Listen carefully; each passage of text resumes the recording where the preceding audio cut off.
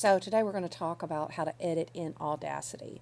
Now, Audacity is a program, it's pretty similar on the Mac and the PC, even though I'm recording on my Mac today, it's still going to be pretty similar in both.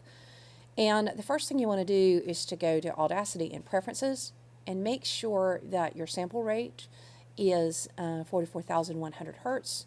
Same here, 32-bit float, medium, none, best quality, and shape. So these are the basic settings that you want for your quality. Now, if you do your devices, you can say, how you're wanting to record, and I'm recording on an ATR USB mic, but it may be different for you. And then, you can check the other settings. This is how mine are set up, but really the only one that makes that much of a difference is going to be quality. And then I'm going to say OK. Now I want to get my audio files that I'm going to be editing. So for me, I keep it organized pretty well. And you can see these are the two MP3 files I'm going to be editing that I have already recorded previously. So I just click one and drag it in. Now these were recorded on the same machine, so they have exactly the same start point. If you record it on two separate machines, you may have to kind of move them. So then I'm going to drag the other one in.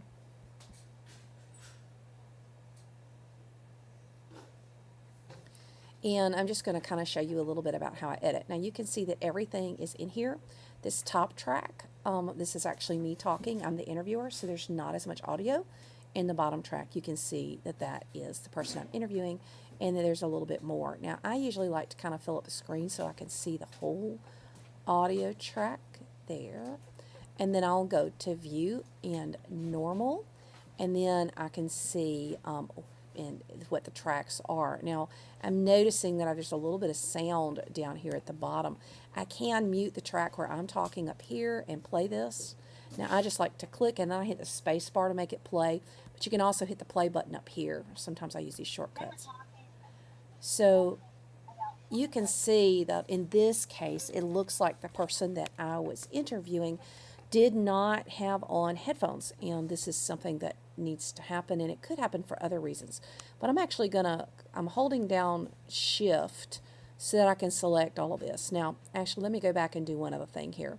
I want you to go to Tracks and Sync Lock Tracks. Now, if this is turned off, if I edited this piece and I hit delete, now these tracks aren't lined up anymore, and I've got a big mess on my hands. So I don't want that to happen. Let me do Edit, Undo, Delete, and I want to have Tracks on, Tracks, and Sync Lock Tracks. Now what I'm going to do first is I'm going to get rid of this noise here on this second track, and it's always better to have two tracks.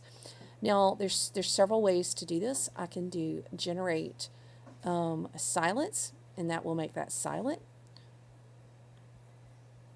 Or I like to use the hotkeys. So I'm going to do Command L, and that makes that silent. Now, let me listen to my audio, and I'll just kind of show you how I'm going to clean it up. I'm going to click on this track so I can edit on this track. Today we're talking with Patty Duncan about 5 ways to not implement next generation science standards. So Patty, lots of folks talk about how to do this, but how do Okay, so here's a little short breath, and it's not a huge problem, but I usually like to delete those out because my show is very tight and it needs to be under 10 minutes. What's our first way to Okay, so what's our first see, I stumbled right there, so I'm actually going to hold this down. Now I can click and hold and drag that, or I can click and I can hold down Shift, and that'll get it too. And then I'm going to listen to what I'm going to delete. But how do hit delete on my keyboard. Here we go. you do this? What's our first way to not implement NGS? Okay, getting rid of the and the space. To not implement NGSS. Well, I think Vicky. Now, this is a very loud breath right there. So I could delete, but the problem is if I delete, it's going to get rid of the end of mine. So I'm actually going to highlight it. I'm going to do Command L. And let's look at it. SS. Well, I think Vicky. Now, I have a little bit of a problem here because this person is pretty loud, and I want to turn them down a little bit. And again, that's not their fault. Sometimes that just happens. So I can actually click on this bottom track, and it highlights the whole track. And then I usually go to Effect and Amplify, and I can take the amplification down a little bit. I can preview, which it won't preview at the beginning, so I won't be able to hear it because it's quiet at the beginning of that track. So let me click OK. Be careful when you amplify up. Never allow clicking. Let's see how that clipping. GSS. Well, I think, Vicki, the biggest thing I Okay, see, and I've got. Okay, now I'm obviously going to go through and clear that up, and then you kind of start seeing what breaths look like. Okay, and you can make those silent, or you can delete those. And I've already shown you how to edit, so I'm not going to do any more of that particular editing. Now, there is one thing that you want to do to make things sound better, is you want to normalize the tracks. Now, I'm going to turn off sync lock tracks for just a minute, and I'm just going to click on this bottom track. Oops, I didn't mean to do that. Keep that centered. Okay, and then I'm going to go to Effect and Normalize, and I'm just going to tell it to normalize it, which is just something that you do to kind of make it sound better. Now, there's a lot of fancier stuff that you do, particularly if you're going to use Adobe Audition. I'm going to also normalize my track, which usually I don't do this. This is actually done in Adobe Audition for me because I have a producer, which is my husband, Mr. Kip, and he will fix it. But you can normalize these tracks and make them sound much better, and it just does a few things. Implement in GSS. Well, I think, Vicki, the biggest thing I see people... And you still probably could pull this down just a little bit. Let's see what that's going to do. struggling with that they try to do immediately. Okay, so I've pulled the sound down a little bit. Now, I can go through and edit, and I'm going to do that. I'm going to go through and edit here in just a minute. But let's say that I am ready to export the podcast. There's two ways to do that.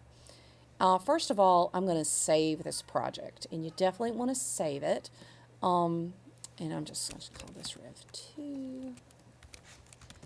And I picked one that I had a little bit of editing to do. And again, it's just different ways of setting things up.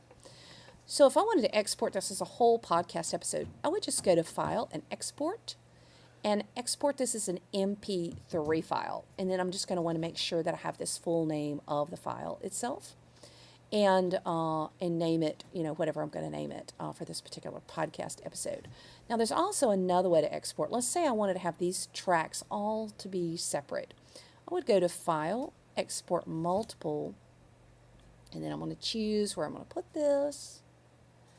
And then I would actually say choose, and then this would export both of those tracks. And this is what you do if you do a little bit of pre-production like I do, and somebody else is going to edit. You would keep those tracks to be separate. So there's lots of different ways that you can do it. Now you can copy and paste. There's lots of other features in Audacity. And let me show you where you can figure out how to do that. You can, once this exports here, it takes a second. But you can see up here at Help. You can go to Help, and you can type in, what you want to try to do in Audacity, and it will kind of help you. There's all kinds of things that you can do with voices. I mean, I can take myself and I can make myself lower, higher, faster, slower, and there's a lot of stuff in here, fading and fade out. And we're not really going to talk about all of those other features. Just know this, that one of the common tips that sometimes people have, besides sync lock tracks, is and they'll be playing and they'll pause, so they'll play. Today we're talking. They'll pause instead of stopping. And I can't really, if I have it paused, let me play it. Today we're talking. Pause. If I have it paused, then usually you can't edit if you have it paused, and that could be an exception. With Patty Duncan. But typically, if you have it paused, you can't edit. And that's just some of the very basics about editing audio, setting up your basic settings, and just a few little things on normalization. There's a lot more that you can do. I would suggest looking up Audacity tutorials on YouTube, but this is just kind of how to get started editing to audio tracks. Never stop learning.